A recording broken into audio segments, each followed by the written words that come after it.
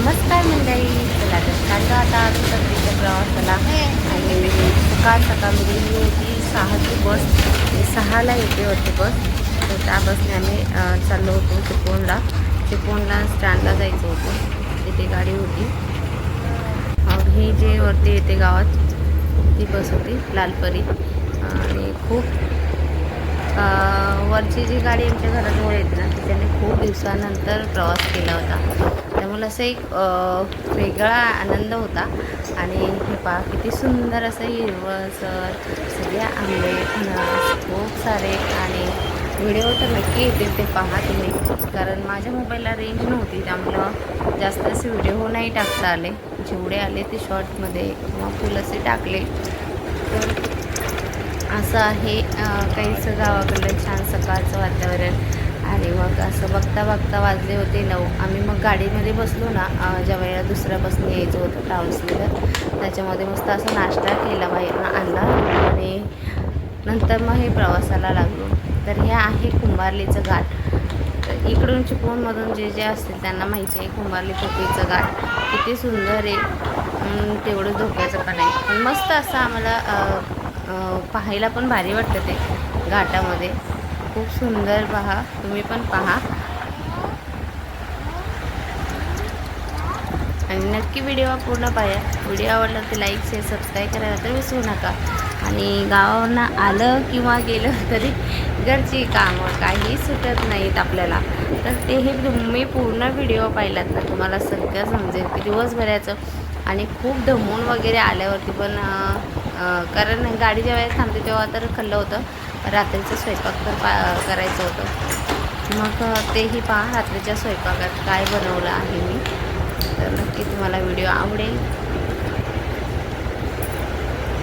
तर हे आहे आपलं कुंभारलीचं घाट, कुंभारली पोपईचं. पहा किती मस्त आहे. घाटामधलं सुंदर असं दृश्य दिसतंय बघा, किती सुंदर.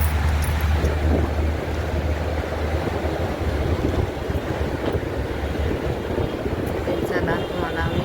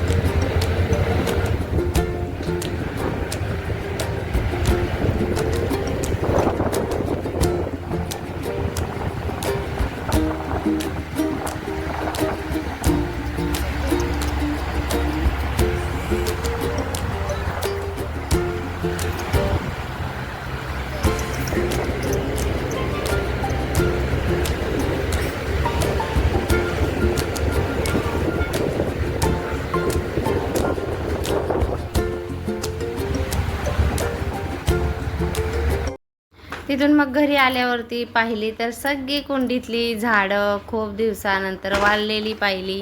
मग पुन्हा त्या कुंड्या सगळ्या ओतल्या, नवीन माती आणायला लावली विकत आणि मग पुन्हा त्या कुंड्या आम्ही भरायला घेतल्या आणि मग पुन्हा त्या कुंड्यांची झाडं व्यवस्थित केली. आणि जी खराब झालेली एक माझी भाजीचा ढेसा खूप छान झाला होता, तर तोही वाळला. आणि म्हटले चला मग काय करणार आता त्या भाजीच्या ढेस्या असं टाकू नये वाटतं, कारण मी त्या ढेस्या एका भाजीच्या ढेस्यावरची ना 2 ते 3 वेळा भाजी काढून खाल्ली होती. एका ढेस्याची भाजी खूप अशी निघायची आणि तो ज्या वेळेला खराब झालेला पाहिला ना एकदम मूड असा खराब झाला होता.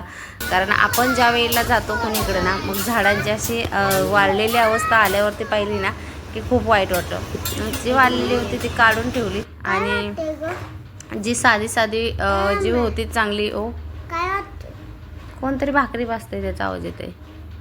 मग हे आम्ही दोघं जण, कारण ते पण होते माझ्या जोडीला, मग म्हटले चला करून घ्यावं. आणि मग ही साफसफाई पहिली करून घेतली ना झाडांची, कारण ठेवून दिलं ना मग राहिलं राहून जातं त्याच्यासाठी. आणि मग हे स्वराने केलं होतं व्हिडिओ, तर जसं केलं आहे तसं नक्की तुम्हाला आवडेल. तर ही अशी झाडांची ज्यावेळेला बाहेर गेल्यावरती झाडे खराब होतात ना मग कुठेतरी म्हणायला लागतं बाबा कुठे गेलो ना की अशी अवस्था होते. किती पाणी घाला तुम्ही, बॉटलचं पाणी जरी लावून ठेवलं ना तरी झाडं खराब होतात. कारण ऊन प्रचंड आहे आमच्या गॅलरीत, तुम्ही पाहिलं ना तर अख्खं तुम्ही दुपारी ऊन येतं ना तेव्हा उभं पण राहू शकत नाही, एवढं ऊन आहे. आणि ती वेळ तर बघा मी कापून टाकली, पूर्ण वाढली होती आणि जी चांगली होती ती ठेवून दिली. मग पहा खत होता. आणि हे जे आपल्याकडं भाजीपाला वगैरे शिल्लक राहतं किंवा अंडी वगैरे असतात तर त्यांचं हे टरपालं मी त्या डस्टबिनमध्ये साठवून ठेवते. त्यांची माती म्हणजे तो खत खूप उपयुक्त असं झाडांसाठी असतो. तर तो की कचऱ्यामध्ये टाकण्यापेक्षा ना तुम्ही असं प्रत्येकाने केलं ना कचराही कुठे जास्त बाहेर होणार नाही आणि खताचं खतही वापरू नये. तर ही कोकमं आणली होती ती मी उन्हात वाळत घातली होती गॅलरीमध्ये, कारण थोडीशी ओली होती, त्यांना 1-2 उन्हं तरी लावायला हवे. तरी कोकमं. आणि हा आहे आंबे हळद, तर आंबे हळद पण थोडीशी आणली होती काढून. आणि चला मग रात्रीच्या जेवणाला सुरुवात करत होती, तर म्हटले चला तुम्हाला दाखवते काय बनवते आहे. तर हे आहे आता मी बनवते स्वयंपाकामध्ये. टॉमॅटो घेतला आहे, बटाटा, कांदा. आणि आता तुम्हाला म्हटले भाजीचा ढेसा माझा खराब झाला तर त्याचे मोड गेला. मग म्हटले काय करणार, टाकून तर देऊ शकत नाही. म्हटले चला बटाट्यामध्ये जसं आपण डांबा वगैरे शेंग खातो ना तसं हे लागतं. नक्की तुम्ही पण ट्राय करा. जसे हे असेल ना जे आपण पालेभाज्या आणतो ना चवलीचे वगैरे त्यांचे देठ खूप छान जाड असे असतील ना तर अशी करायची. त्याच्यामध्ये बटाटा न घालता, माझ्याकडे कमी होते म्हणून मी बटाट्याचा वापर केला. तर अशी ही भाजी बनवली आणि म्हटली चला रात्रीच्या जेवणामध्ये नाचणीची भाकरी करावी, तर ती करते आता. तर व्हिडिओ पूर्ण पहा. व्हिडिओ कुठून पाहता ते पण सांगा. आवडलं तर नक्की सबस्क्राईब करा. तर याच्या पुढे जे कोकणातील व्हिडिओ येतील ते पण पहा. तर असे होते आमची सुट्टी आणि सुट्टी संपल्यावरती आलो होतो घरी. तर चला स्वयंपाक करून घेते. Bye bye. व्हिडिओ पूर्ण पाहिल्याबद्दल खूप खूप धन्यवाद.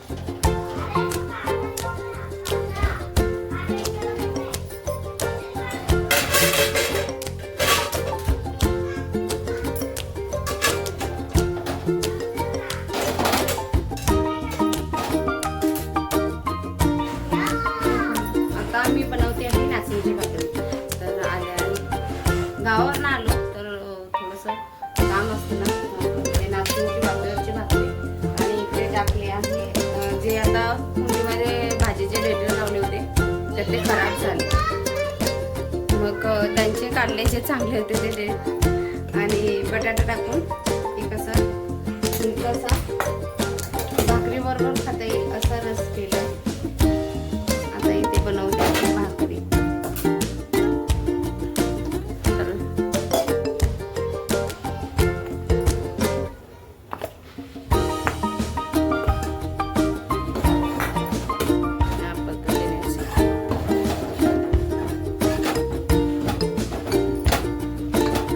नाचणीची भाकरी केली ना उतरत पण नाही आणि मस्त मऊसूत अशी भाकरी तयार होते.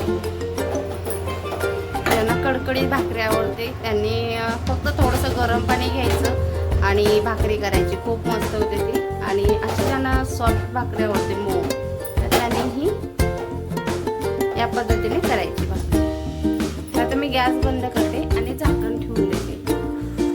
गॅस तर आपण बंद केला आणि झाकण ठेवायचं. कारण थोडा वेळ थंड तर व्हावं लागतं ना, त्याच्यासाठी असंच काही सोडायचं नाही, वाफ काढायला ठेवून द्यायचं तसं.